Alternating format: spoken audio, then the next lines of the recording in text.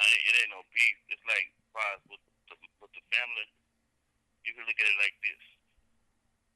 Look inside your actual family. And you might think on the immediate family. Deep in your family, you might get that one cousin that's still your cousin. But if that wasn't your cousin, you probably beat the shit out of him. And you probably have. But it's still your cousin. You know, so there ain't no beef with none of the family members. Like I said, if you got in, everybody know how they go. You know, shit. So it ain't even about all that. People say different shit at different times because they're emotional. You know, so it is what it is. As far as ritual music, it wasn't just me stepping out. You know what I'm saying? Because it wasn't never about that. Like I said, my thing was to get the people music. But as the family got bigger, you know, they still need a platform to push their music. But dealing with so many people, me, hands-on with so many people, I was given opportunities. And it was like the opportunities was laid right there in front of me, like, okay, here you go. You know what I'm saying? So now you got an opportunity to help people like people. I was always giving a push. I ain't gonna lie. I didn't fight like everybody else fought, but I always won. You feel me? So I was always giving it what comes with winning. And I took advantage of being where I was at. You feel me? I ain't never been spoon fed, but at the same time, I know what it feel like to win. I know what it feel like to reap the rewards of winning. So I try to give other winners in my circle the same time. Like, okay, here you go. So that's where ritual music came from. But it's also bigger than it because it goes to Real South Entertainment. You know what I'm saying? Which is a big part of ritual music. That's like the home base of everything. If it wasn't no Real South, then there wouldn't be no ritual. Ritual is the face of what goes on. You know what I'm saying? Right. That's like that's the nucleus of what goes on. Cause it's the brand. So it's that's used for our push. We use ritual for the push. But yeah, it ain't no beef with. But flies, Frontline Muzik. You know, me personal to the fans. Don't buy that shit. That shit ain't worth listening to. But if you just a fan and you like to hear old verses and shit like that, then go ahead and support it. Cause ain't no hustle haters. It's just like niggas bootlegging my shit every day. But don't get this shit thinking you getting the latest. Cause if it ain't ritual music, then you know I ain't going to the studio and drop that shit. So they could have got this shit from anywhere. Nah. I mean, it ain't even that cause at the same time, you know, I'm smart before anything. Anybody know me, you know, they know that. As I'm smart for anything. So I can get whatever from whatever. Like I say, ain't no hustle hater. Like I say, it's people with sites right now waiting on my shit to drop so they can re-drop it. You know, because at the same time, all promotion, good promotion. I ain't mad at nobody about that shit, so I can shut that shit down. Or I can go see the motherfucker behind that shit. You know what I'm saying? It's just that easy. It's just that easy, but at the same time, like, man, fuck this shit. Do you? But as far as to the fans, you know, I'm keeping it real to the fans. You know what I'm saying? Don't get this shit, get disappointed at me. And just know the difference.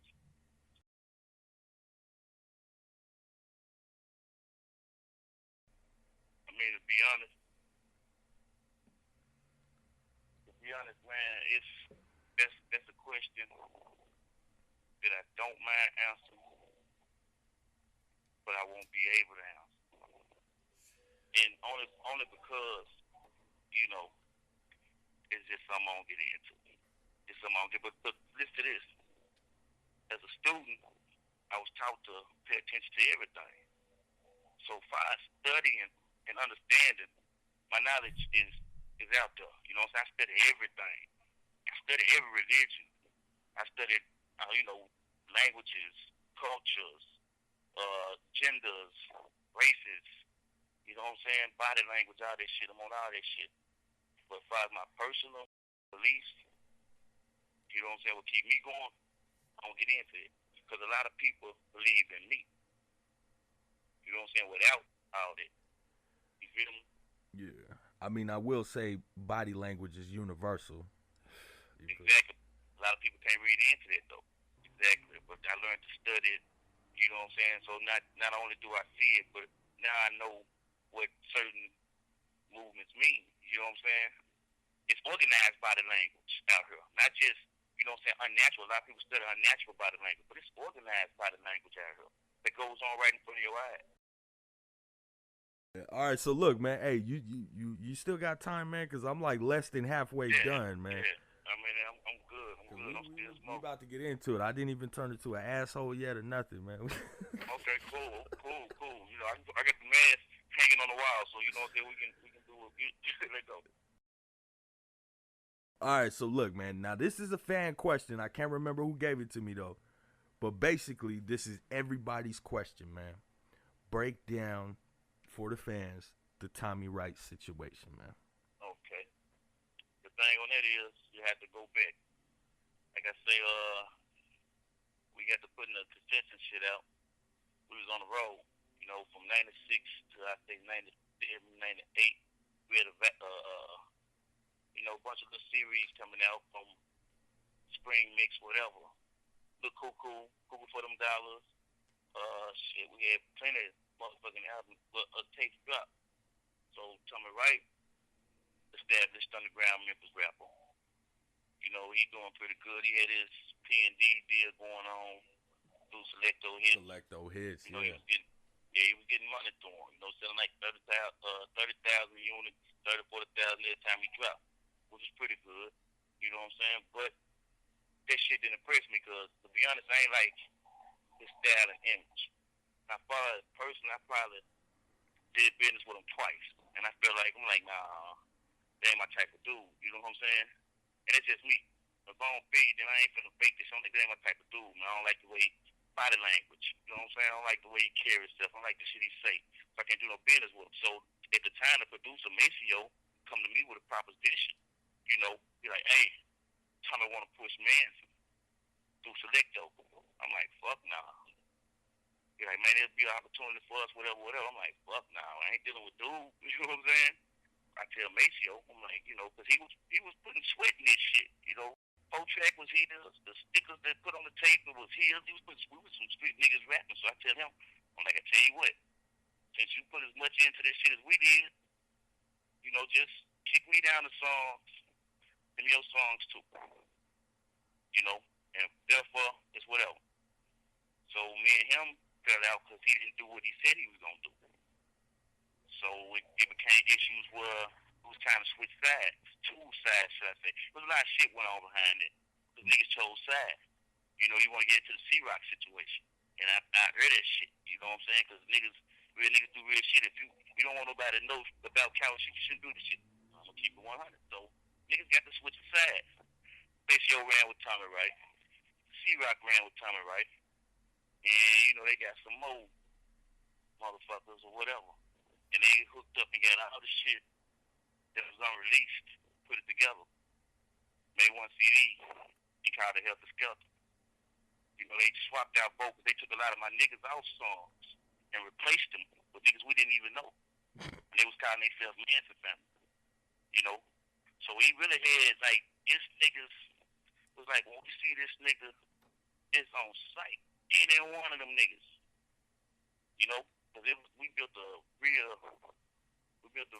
personal fan base. So everybody was like, it's on sight. Okay? So there's some niggas that was still close to us. So we wouldn't seen about them niggas. They brought on the charges. You know what I'm saying? That's how all the charges and shit came about. We wouldn't seen about every one of them niggas we can catch. Until we caught up with Tommy Wright. And I personally seen him. You know? But it was the terms I seen him on. I ran into him to Selecto Hits. Early in the morning. Drunk as fuck. We promoting. La Familia. I just got out of jail from beefing with these niggas. You feel what I'm saying? Man. Just get out of jail. We going to Selecto Hits for, I don't know what the fuck we was going up there for. But we get out the van, we in our little promotional van, we get out, go through the door. You know, some good people at Selecto. You know, they good.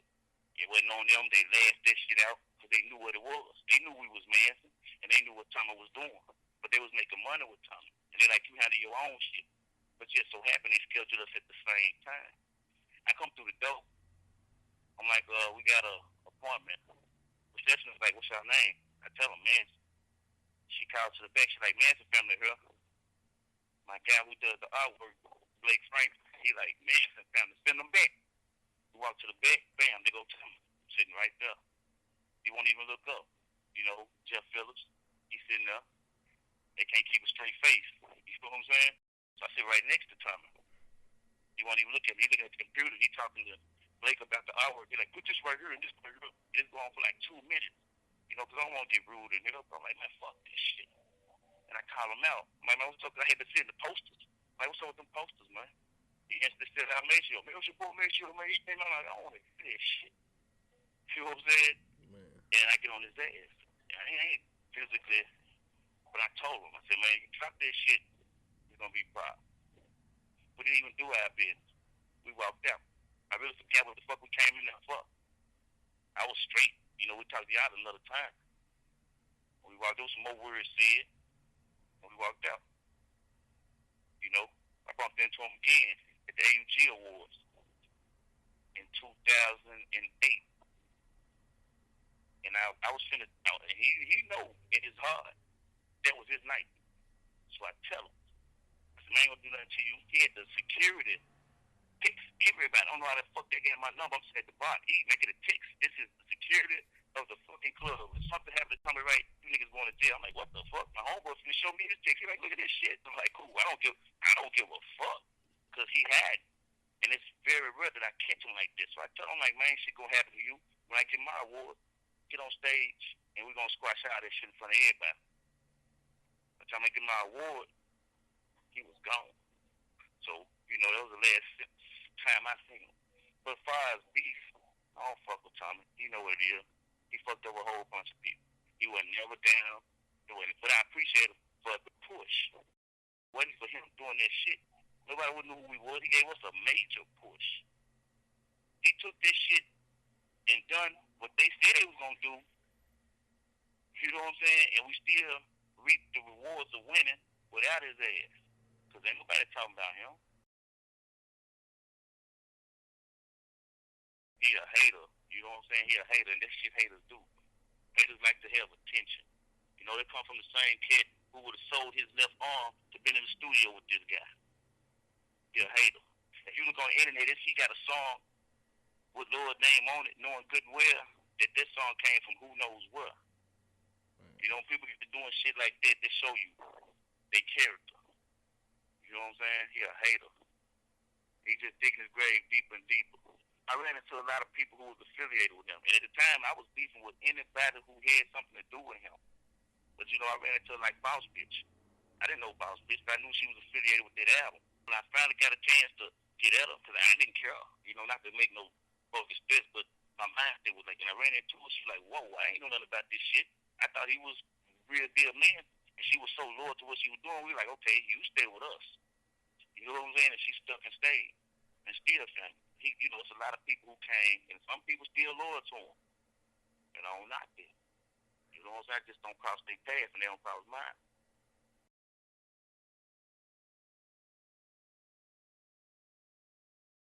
Back in the days, you had good music. When I first started listening to the music, it just really wasn't no bad music, especially you had your choice. You know, when rap first, and I'm talking about first beginning of rap, we take it all the way back. Because when Memphis rap came to the, you know, yeah, Gangsta Pat, with the narcotics, you know what I'm saying, and all that. So it's like the beginning of Scarface, Al Capone, Lyrical Drive-By, you know what I'm saying, Spanish Rap, that type of shit. You know, DJ Squeaky, DJ Paul, DJ Feeler, Live Wire, you know what I'm saying? So you had so much good music. It kept you motivated. You know, I can go on from like Mr. Tainer, man.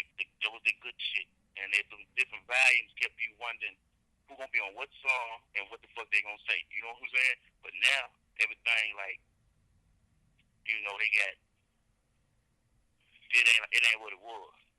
And it's like really because of lack of talent. You know, everybody's scared to step outside the box. My family tree shaped through South Memphis. I was raised in West Memphis. You know what I'm saying? So I got my knowledge and my gang wisdom just adopted and raised me and made me who I am. You know what I'm saying? So I speak on as a whole. The scene that I hear now is like a lack of creativity. You know what I'm saying? And it's so easy to get this shit out there. It's way more easier now because everything was just local. Now local is worldwide. But it's a lack of creativity. You know, everybody's scared to step outside that box and they criticize the ones who do. But back in the days, it was what it was. You know what I'm saying? You had people say certain words that you didn't even know what the fuck it meant. But it was what it was. You know what I'm saying? It was creating the words. Nowadays, you know, it's all about what the next did. Everything out now is basically copied and, you know, regurgitation. Put back out. Exactly. Good word. And it's put out there for you. And they brand it, and it's so catchy. You catch a couple good rappers in it, a couple good songs, you know, if that's what you like. As far as a good artist who get you listen to sit back and really listen to right now, and you know, no offense to nobody, but I say nobody. And that's just my opinion. And you gotta think I've been listening to this shit since it first started. Who would I just go outside the box and be like, I wanna get their new shit outside this underground shit? To nobody. Nobody. But I study everybody. That's Chronic. That's when Death Row just started in 1992. That's when my dad put out a demo. You feel me? That's way. So I'm sure you know what's up. Yeah, exactly. I remember that movement. I remember that time. I remember that time and era when this shit dropped. I was staying in Tacoma, Washington, on Hilltop, L Street. You know what I'm saying? So I remember that movement real good. Damn, you was on the West? Yes, sir. Damn. 1992. When the album The Chronic dropped, I remember that movement. And it was for real out that way. It was serious. It's right after all that. That's right after what the deep cover single with the 187, Dre and Snoop. Okay, hold on. This is my last part of the good questions. All right, so basically, do you have any advice for these artists that are, you know, broken per se, or, you know, lack of creativity and stuff like that? What is your advice for these people who listen to you and don't hear any brokenness in your albums? Man, all I can say is, man, you know, you got to find yourself. Now, this is what you got to do. First off, as an artist, you got to find yourself. Then when you find yourself, you got to separate yourself from yourself. Now, it sounds like a lot of shit, but if you break it down, it'd be real easy. Just like me. I had to figure out who I was. Then once I figured out who I was, I got so wild and, you know what I'm saying, I figured out what I could do, what power to possess.